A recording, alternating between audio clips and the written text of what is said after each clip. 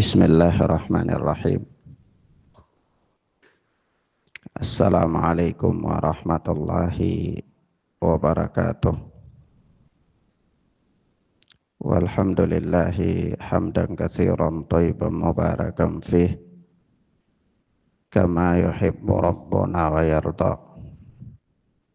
Asyhadu an la ilaha illallah wahdahu la syarika lah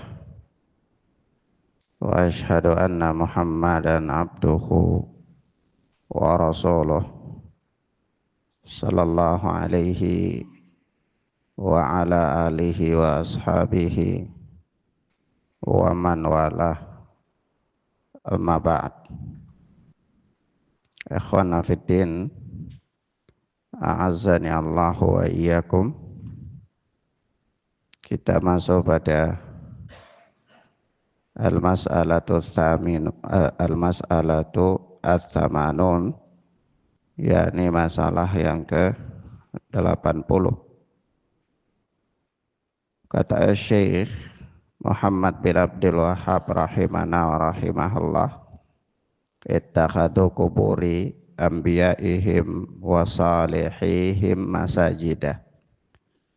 Mereka orang-orang jahiliyah itu menjadikan kuburan para nabi dan orang-orang saleh mereka sebagai masajidah, sebagai masjid, tempat mereka beribadah.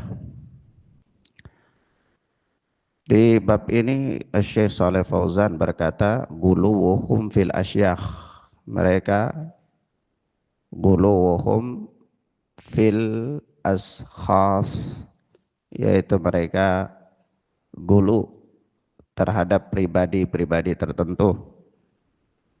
Ekstrim, gulu itu ekstrim terhadap figur-figur tertentu.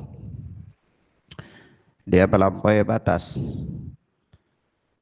terhadap figur-figur tertentu.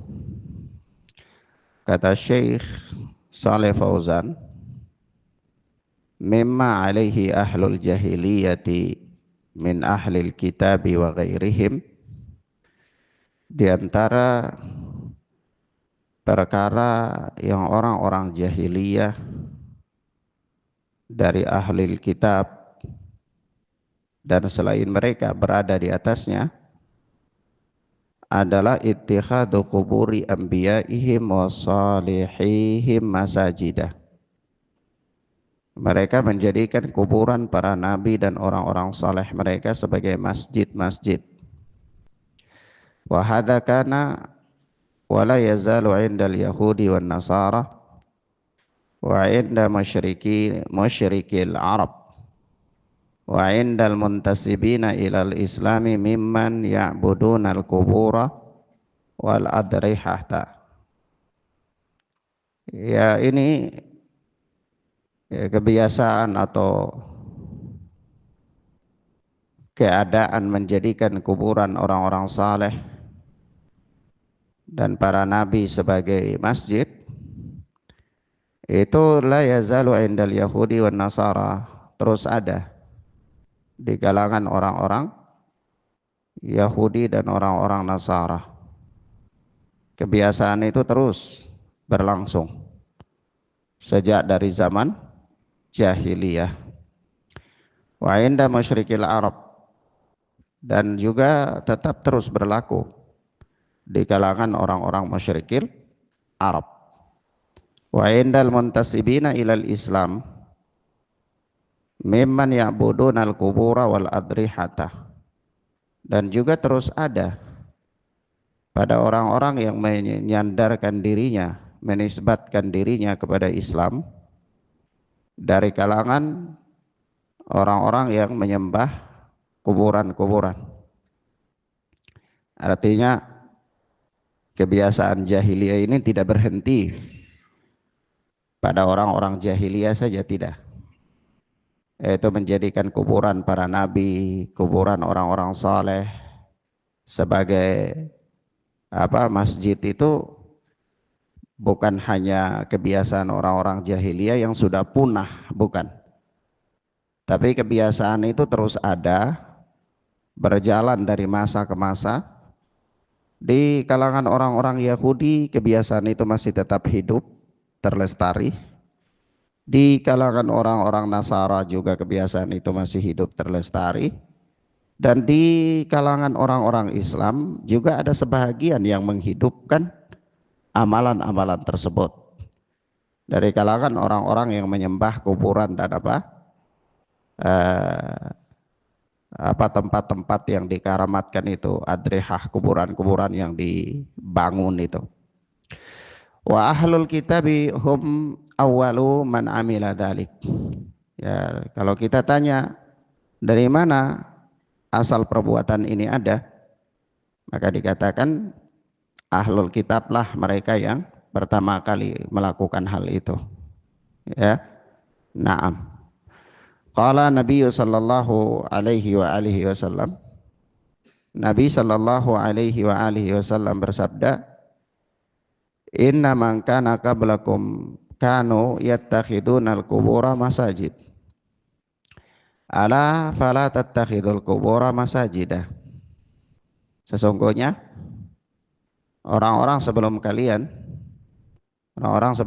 di sini, kalian yang dimaksudkan siapa? Kaum muslimin, para sahabat. Karena khitabnya ini kepada para sahabat sebelum kalian, maksudnya sebelum generasi kalian muslimin ini, orang-orang sebelum itu. Itu dari kalangan ahlul kitab. Yaitu kanu yattakhidunal qubura masajidah. Mereka menjadikan kuburan-kuburan itu sebagai masjid. Ala fala tattakhidul qubura masajidah. Maka janganlah kalian menjadikan kuburan-kuburan itu sebagai masjid. Ini hadits ini dikeluarkan oleh Imam Muslim di dalam sahihnya ya. Masjid yang dimaksudkan di sini apa?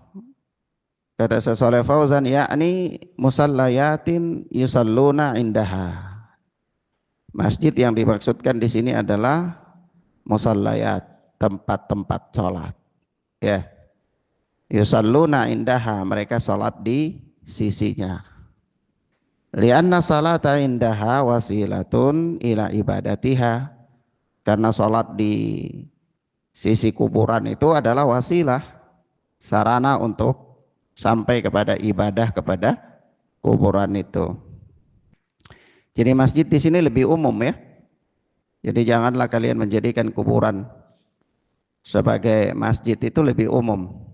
Ya, ini sebagai tempat di mana kalian beribadah. Tempat di mana kalian beribadah. Karena beribadah di sisi kuburan, apakah itu sholat, apakah itu dzikir, baca Quran, iktikaf, ya bahkan ada orang-orang ya para penyembah kubur itu mereka beriktikaf ya di kuburan-kuburan tertentu. Saya pernah menyaksikan di sekitar tahun 2004 ya. Ketika itu saya di Surabaya ya. Saya datangi di satu tempat. Di sana di masjid besar sering dikunjungi oleh orang-orang. Saya tahu tempatnya tapi tidak ada hajat untuk disebutkan di sini.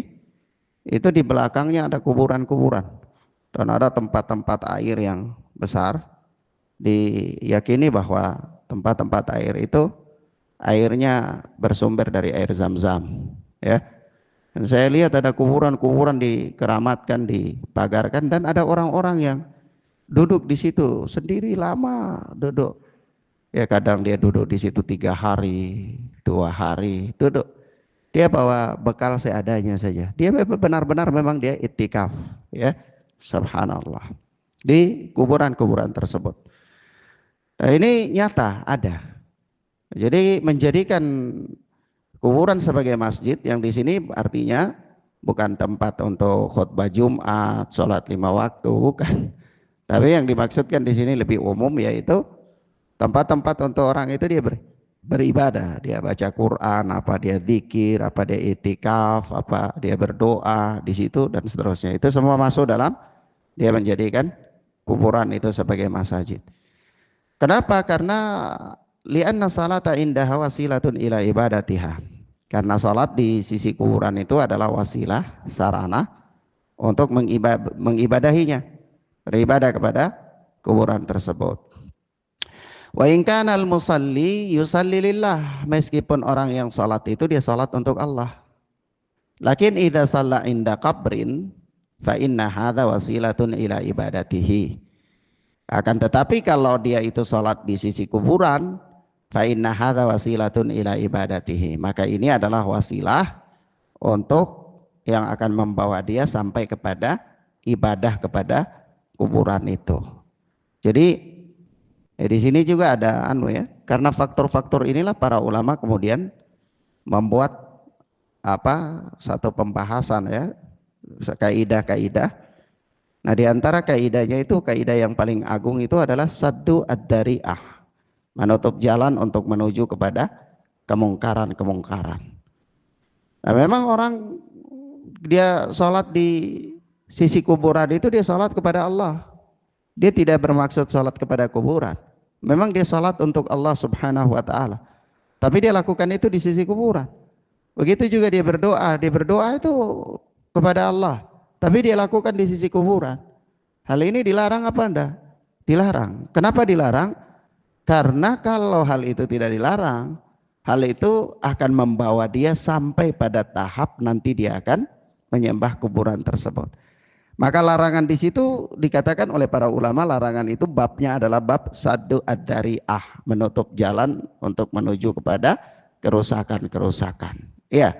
Nah, jadi bab menutup jalan kepada kerusakan ini berat sekali, ya, tidak boleh dilupakan di dalam Islam. Sekian banyak prinsip Islam itu dibangun di atas prinsip ini, ya. Hatta dalam perkara-perkara yang mungkin dikhilafkan oleh para ulama, ya. Kalau orang tanyakan apakah sholatnya sah atau tidak sah, itu pembahasan fikih, banyak pembahasannya. Tetapi ala kulli hal, persoalannya adalah hal itu akan membawa kepada kerusakan. Sama dengan kalau orang berbicara tentang wajah wanita itu aurat apa bukan aurat, ya. Maka itu para ulama membahasnya, perselisihan pendapat panjang lebar.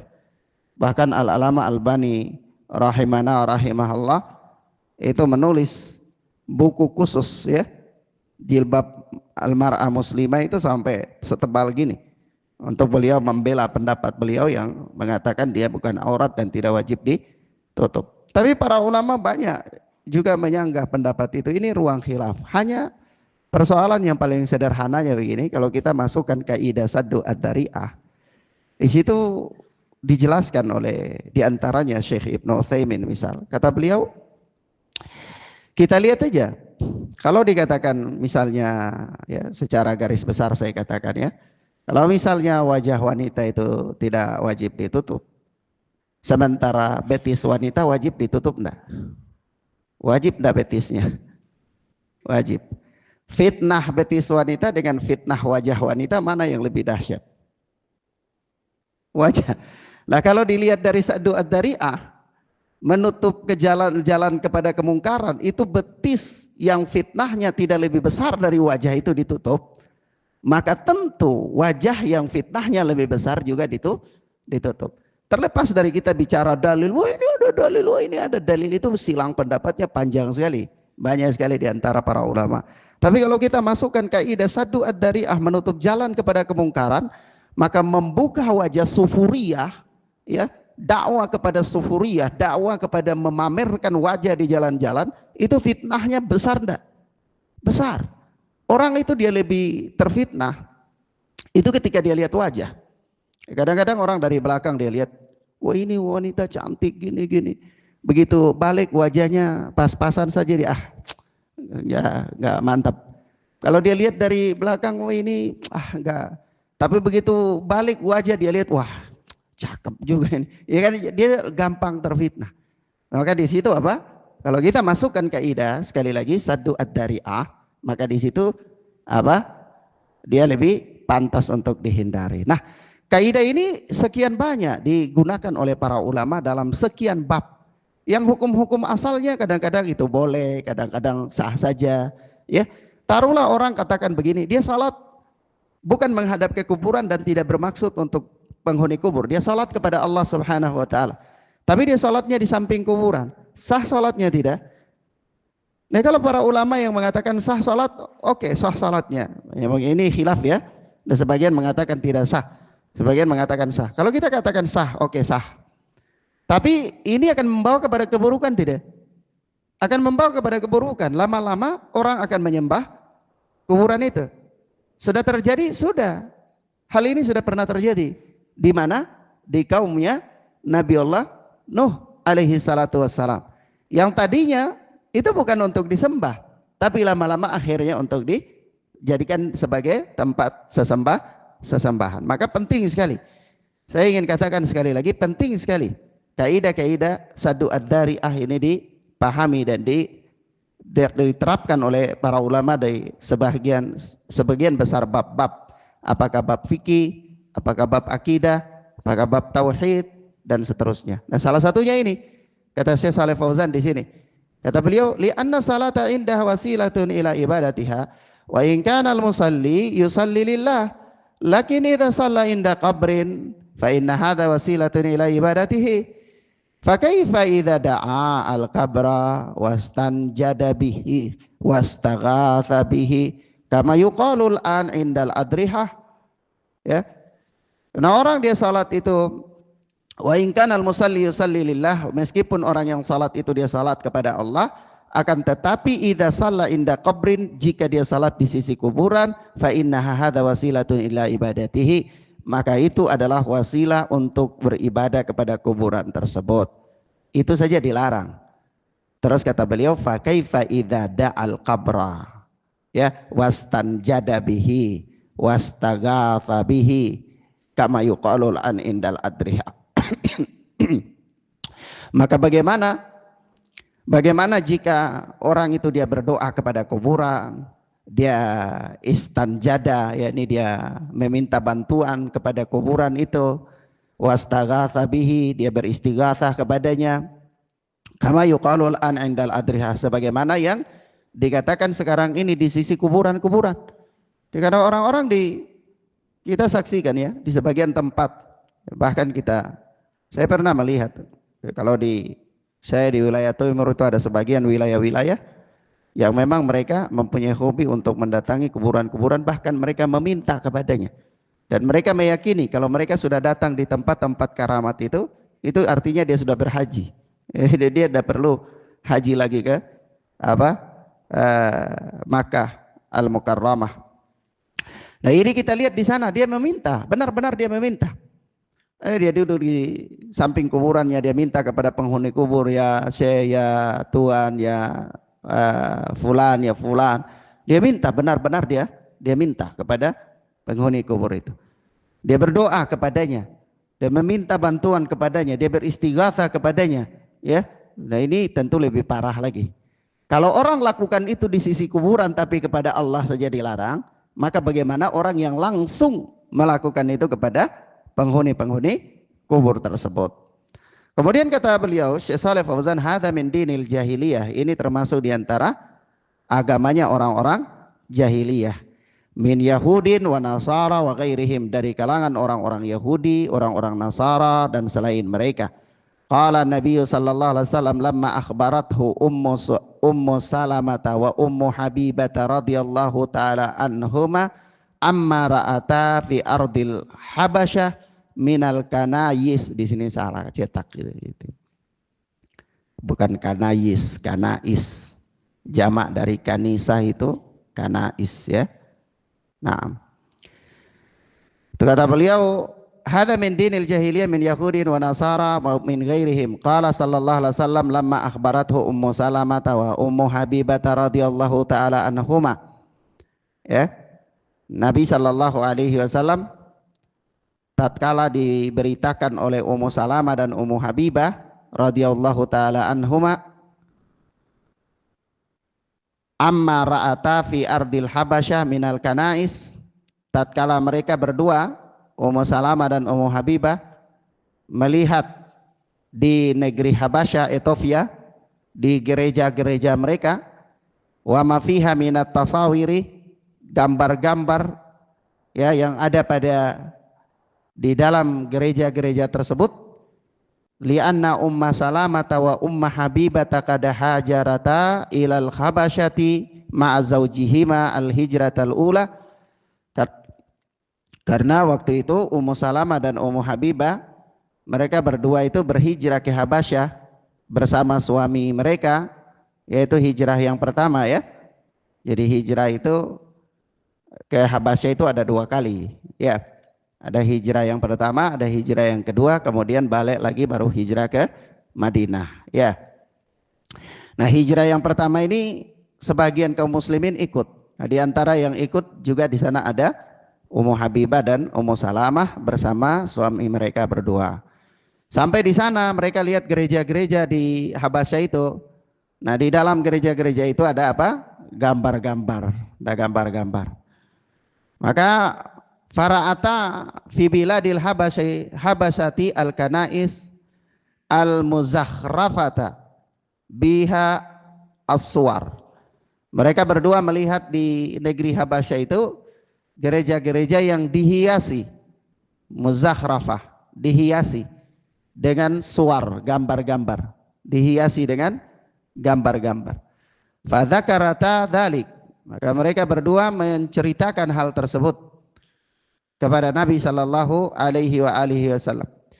Faqala Nabi sallallahu alaihi wasallam, maka Nabi sallallahu alaihi wasallam bersabda, ulaika qaumun idza mata fihimur rajulus salih awil abdus salih banau ala qabrihi masjidan wa sawwaru fihi tilka suwar ulaika syirarul khalqi indallah.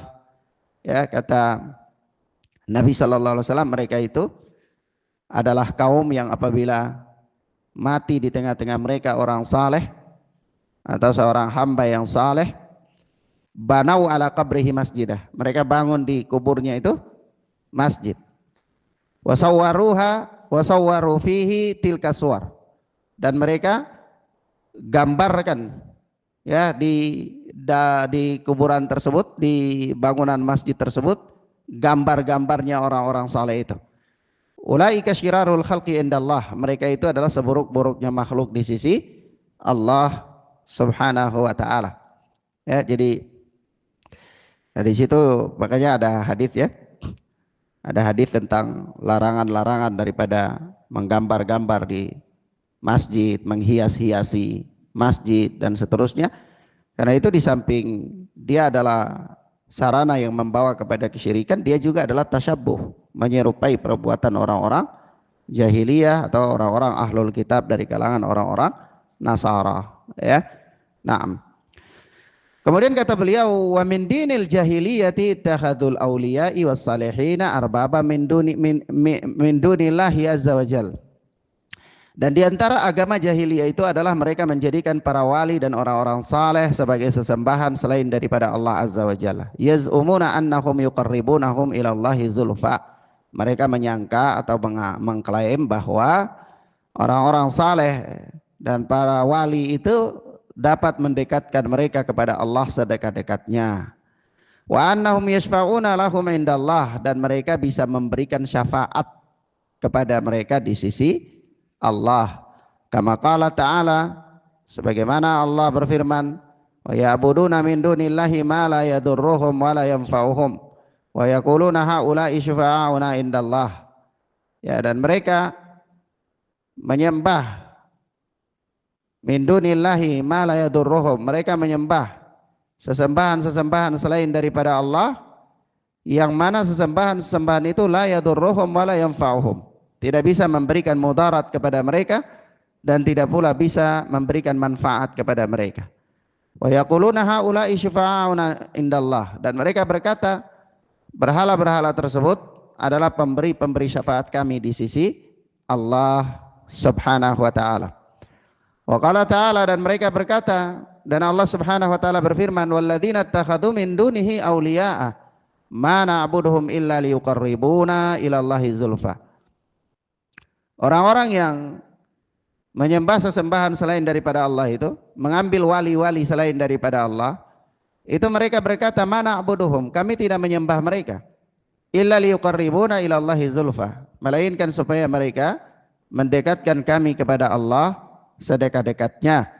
Fahaula'i la ya'taqiduna fihim annahum yakhluquna wa yarzuquna wa yuhyuna wa yumituna, bal ya'tarifuna anna hadha khasun billahi azza wa jal, wa inna ma ittahaduhum wasa'ita bainahum wa bainallahi syufa'a.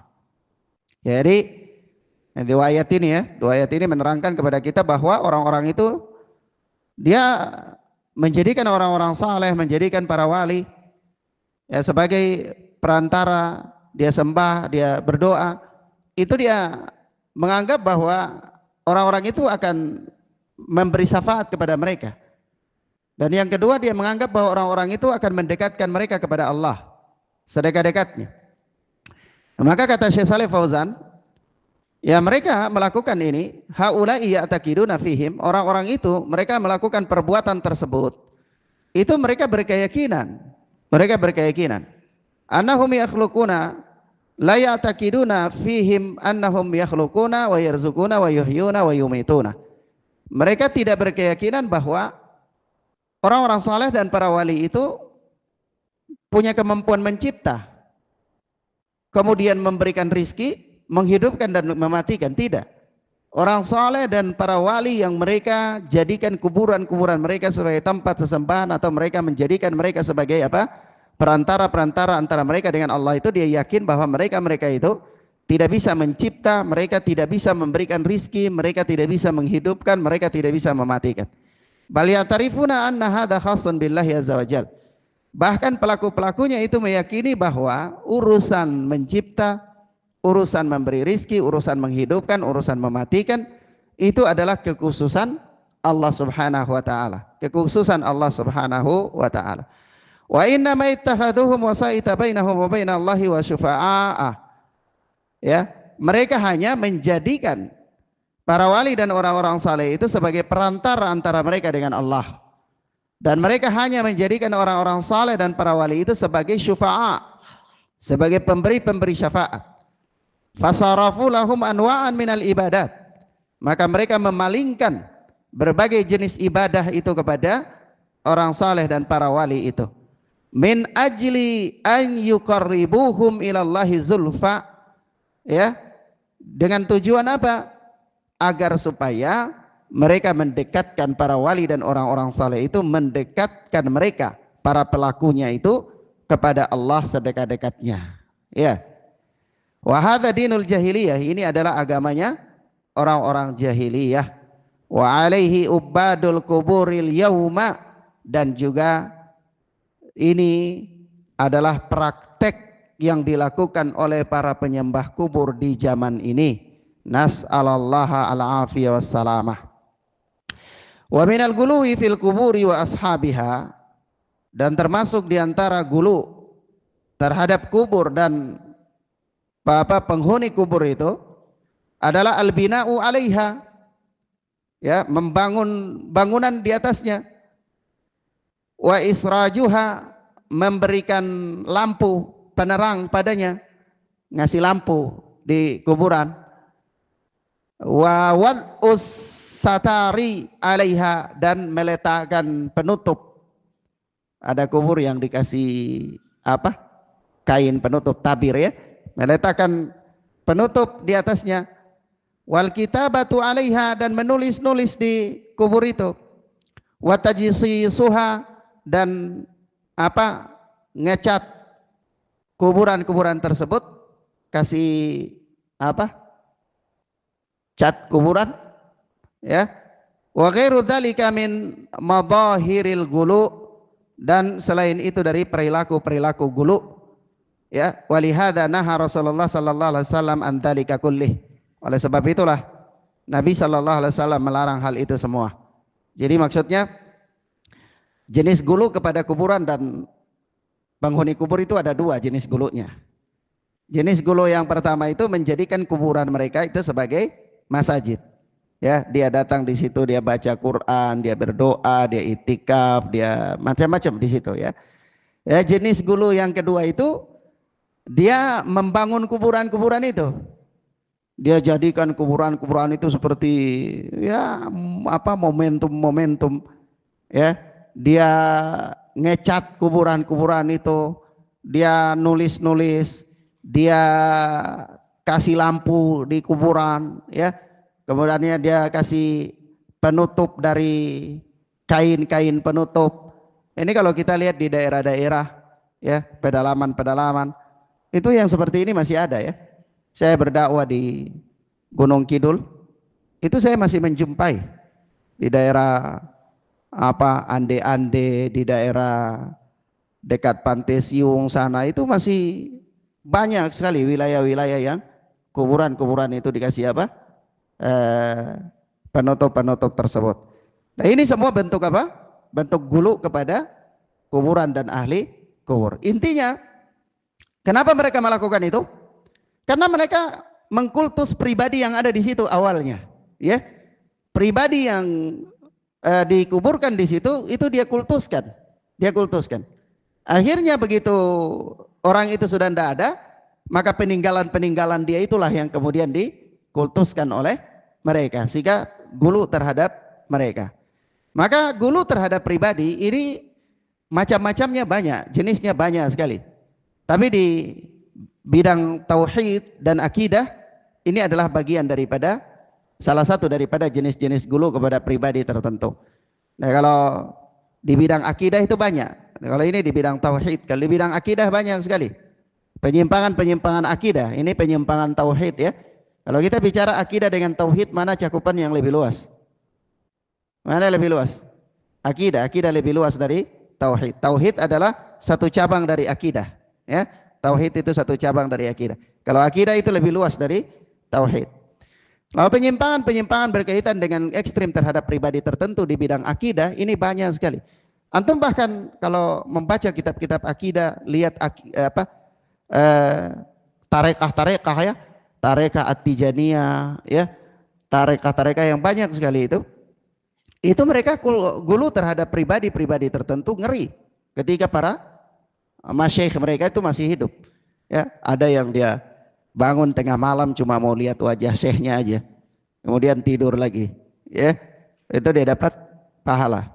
Jadi subhanallah banyak sekali ya di akidah At-Tijaniyah itu. Muhammad At-Tijani seorang yang memproklamirkan akidah yang menyimpang. Ala kulli hal, penyimpangan-penyimpangan terjadi di dalam agama, apakah di bidang tauhid atau di bidang akidah. Kalau dikatakan ada enggak di bidang fikih? Ada. Di bidang fikih ada juga. Ya. Yang disebabkan karena apa? Ekstrim atau gulu terhadap pribadi tertentu. Ekstrim terhadap pribadi tertentu bisa terjadi penyimpangan di bidang fikih, bisa. Makanya ada namanya ta'assub atau taklid buta. Nah, itu karena apa? Karena ekstrim terhadap pribadi tertentu. Di bidang tauhid, ekstrim terhadap pribadi tertentu juga menyimpang, ya, menjadikan kuburannya sebagai masjid dan lain-lain. Di bidang akidah, ekstrim terhadap pribadi tertentu juga menyimpang. Ala kulli hal, salah satu di antara sumber penyimpangan di dalam agama adalah peradaban jahiliyah yang mengkultuskan pribadi tertentu. Mengkultuskan apa? Pribadi tertentu. Nah, padahal dalam prinsip Islam itu tidak ada manusia di dunia ini yang maksum, tidak ada. Ya, kecuali Nabi Shallallahu Alaihi Wasallam, karena Nabi dijaga oleh Allah Subhanahu Wa Taala. Selain dari itu tidak ada yang maksum, bisa benar bisa salah. Jadi ketika kita mengkultuskan orang yang bisa benar bisa salah, maka itu bahaya. Ya, nah, sementara Nabi saja melarang. Ketika Nabi ada bersama para sahabat lagi di masjid, Nabi masuk, kemudian para sahabat berdiri untuk menghormati Nabi. Apa kata Nabi? La tutruni kama taratin nasara bini Maryam. Ya, jangan kalian membangga-banggakan aku sebagaimana orang-orang Nasara membangga-banggakan Isa putra Maryam. Tetapi apa? Faqulu Abdullahi wa rasuluh. Katakanlah hamba Allah dan apa? Utusan Allah Subhanahu wa taala. Baik, ila huna ikhwana fid din azzani Allahu wa iyyakum. Mudah-mudahan bermanfaat bagi kita insyaallah taala. Wassallallahu ala nabiyina Muhammad wa ala alihi wa sahbihi wasallam. Subhanaka Allahumma bihamdika asyhadu an la ilaha illa anta astaghfiruka wa atubu ilaik.